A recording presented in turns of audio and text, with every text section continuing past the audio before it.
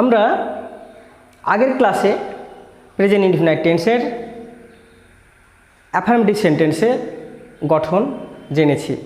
আজকে জানব নেগেটিভ সেন্টেন্সে গঠন।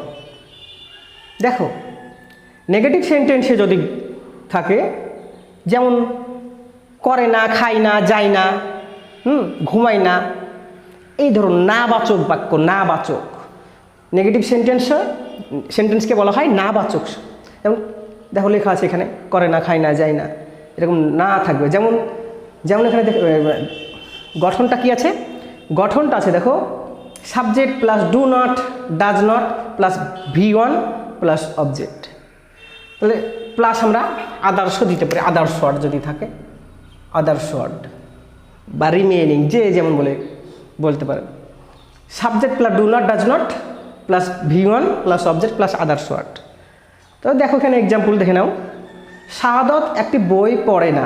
শাহাদত একটি বই পড়ে না। তো শাহাদত ডাজ নট রিড আ বুক। শাহাদত একটি বই পড়ে না। তারপরে আছে আফরিন ছবি আঁকে না। Afrin does not draw picture. Afrin ছবি আঁকে না। আমি ফুটবল খেলি না। I do not play football. I do not play football. এইরকমভাবে অনেক অগণিত সেন্টেন্স তোমরা এইভাবে গঠন করতে পারবে। এবারে আমরা আলোচনা করব ইন্টারোগেটিভ সেন্টেন্সে গঠন। ইন্টারোগেটিভ সেন্টেন্সের গঠন কি? অক্সিলারি ভার্ব, তারপর সাবজেক্ট, তারপরে V1, তারপরে অবজেক্ট, লাস্টে জিজ্ঞাসা চিহ্ন দিয়েছি আমি, প্লাস দিয়ে জিজ্ঞাসা চিহ্ন দিয়েছি, কারণ জিজ্ঞাসা চিহ্ন না দিলে কিন্তু প্রশ্নবোধক বাক্য হবে না।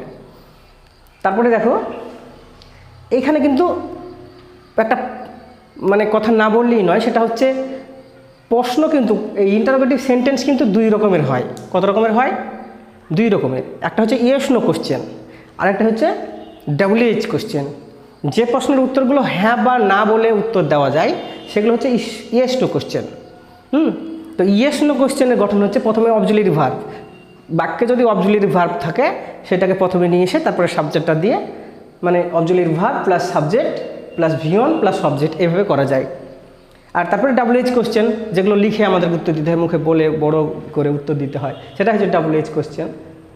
তো প্রথমে WH কোশ্চেনের কীভাবে গঠন হয় সেটা হচ্ছে WH ওয়ার্ড প্লাস হচ্ছে অক্সিলারি, তারপরে সাবজেক্ট, তারপরে ভার্বের ফার্স্ট প্রেজেন্ট ফর্ম প্লাস হচ্ছে অবজেক্ট, লাস্টে জিজ্ঞাসা চিহ্ন। ঠিক আছে, কয়েকটা এক্সাম্পল দেখে নিই।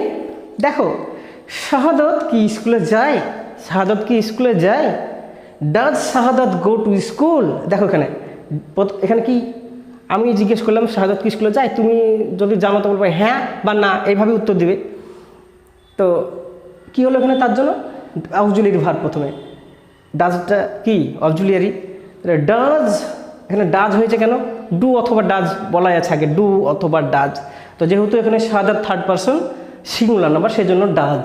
ডাজ শাহাদাত গো, তারপরে ভার্বের প্রেজেন্ট ফর্ম বলা হয়েছে। Does Shahadat go to school?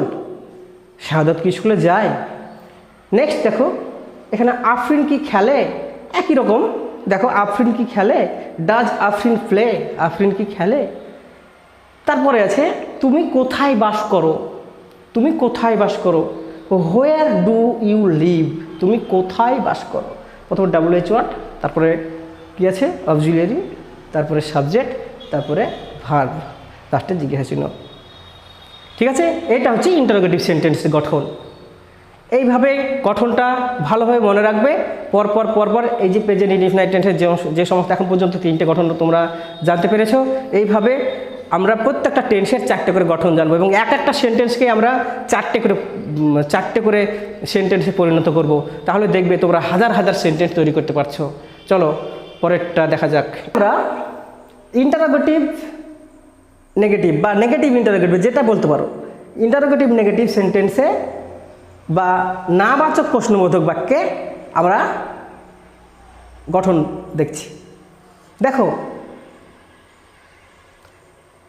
এখানে 1 নম্বরে কি আছে, যে ডু ডাজ অথবা নট, ডু অথবা does plus not plus subject plus V1 plus object plus জিজ্ঞাসা চিহ্ন। তারপরে দ্বিতীয় নম্বরে WH ওয়ার্ড প্লাস ডু অথবা does plus not plus subject plus V1 plus object. এটাকে আমরা এই যে ডু ডাজ বা ডাজন্ট এটা বলতে পারি। ডোন্ট বা doesn't, do not K don't, does not K doesn't, এটা আমরা ব্যবহার করতে পারি। ঠিক আছে, তাহলে এক্সাম্পলগুলো দেখো।